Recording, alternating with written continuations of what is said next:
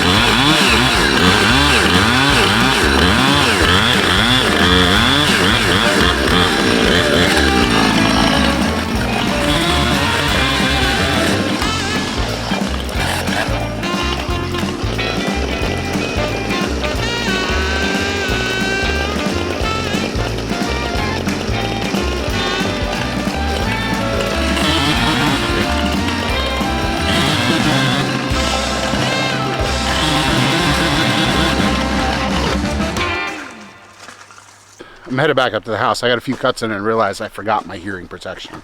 25-year-old Jack would probably have just said screw it and kept going. 38-year-old Jack likes his ears, or what's left of them at least, after going to a bunch of rock concerts when he was younger.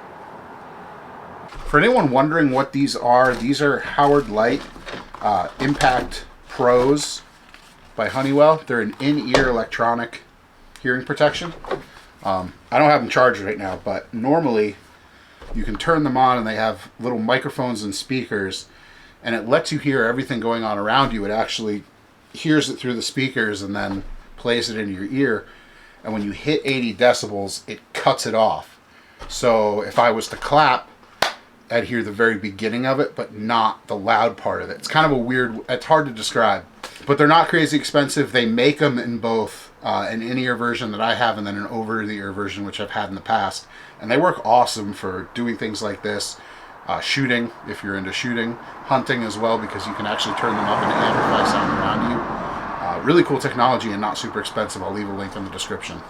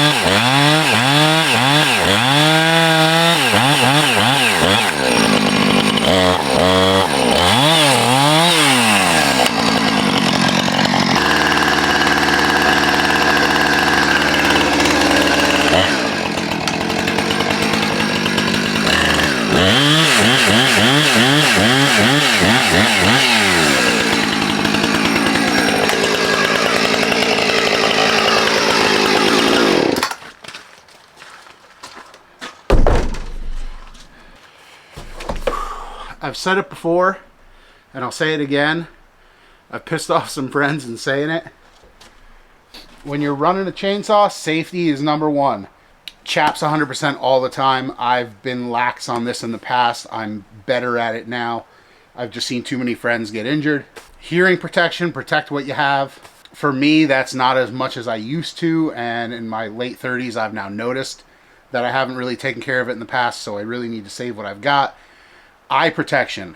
This is big on chainsaws. Chips are going to fly. If you get a chip that comes around the side of my glasses, not the end of the world, but if I wasn't wearing glasses and I had a chip or a piece of wood shoot straight into my eye, it could be a major issue. I do have impact resistant lenses in these glasses, so I'm okay there. I should have more protective eyewear on, but this is better than nothing. Long sleeves, ideally. Long pants. Steel-toed boots, I'm breaking that rule today. But really, make sure you're being safe. Chaps are more comfortable than they've ever been. You can get chainsaw protective pants, which are the best of both worlds. But these rack chaps from Arborwear, RAC, super, super comfortable. The straps are all adjustable, replaceable. It actually stands, RAC stands for Replaceable, Adjustable, Comfortable. They're not crazy expensive. I will leave a link in the description to where you can get these. Full disclosure, I used to work for this company as a sales rep.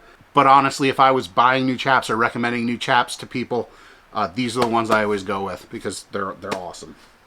And if they're more comfortable, you're more likely to wear them.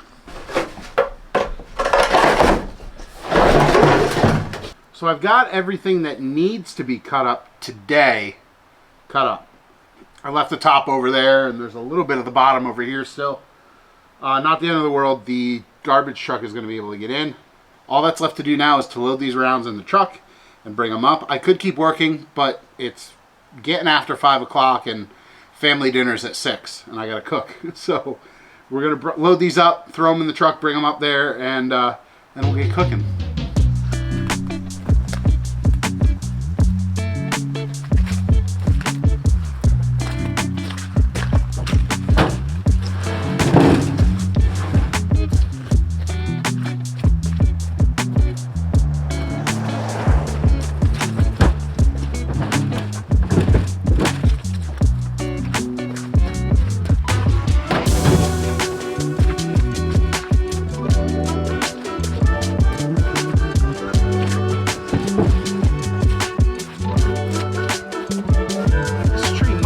Process of dying, but it was not dead yet.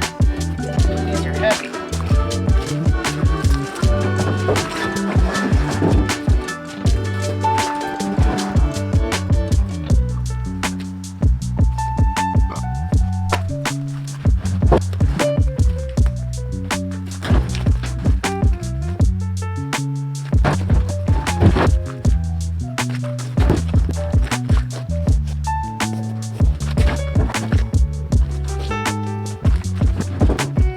Now that I'm looking at it, I'm wondering if there's too much snow for the garbage truck to get in.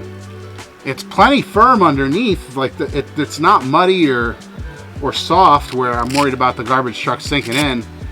It's come in before when it's been super wet down here and it would seem like it's soft, but it stays pretty firm in there. So that's not really a concern. I just worry that all of this snow on the ground behind me that didn't melt, they're not going to want to pull the truck into it because they're going to be afraid of getting stuck. They shouldn't, because the trucks are rear-wheel drive and that'll be on this surface right here behind me. But I don't know. I don't know how they're going to take it until they get here. But that's a decent little haul of firewood behind me for not having to fell a tree. This piece here, and then the trunk up to about 10 feet is going to be junk. It's kind of punky. What I'll do with that is I will leave it until I get the bucket back on the tractor.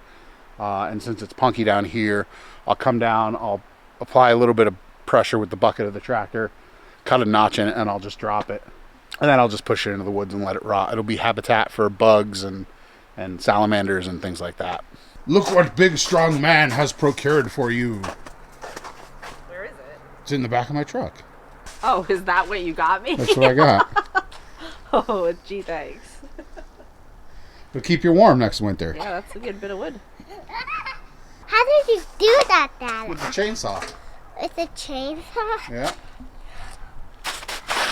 Oh, she's off.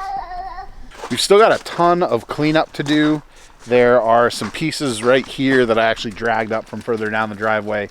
There's the tree kind of right at the start of the trees down there. There are countless branches broken off in this tree row right here, and we've had a few that came down into the field. There's a ton of cleanup. We've got a ton of firewood, which is kind of nice. We won't have to rely on anyone else next year as long as I stay on top of it. Projects that are coming up. I have been working tirelessly on the Homesteaders of New England Fall Gathering. I'll leave a link to that in the description. It's just newenglandhomesteaders.com. We've got the first round of our speakers up on the website. Tickets are available. That is going to be a super fun time, September 9th and 10th here in Greenfield, New Hampshire. And then our meat birds and our turkeys are showing up from Murray McMurray. They're going to ship the week of April 10th. So I've got to get the brooder shed set up in the back. So I've got lots of projects coming and not a ton of time.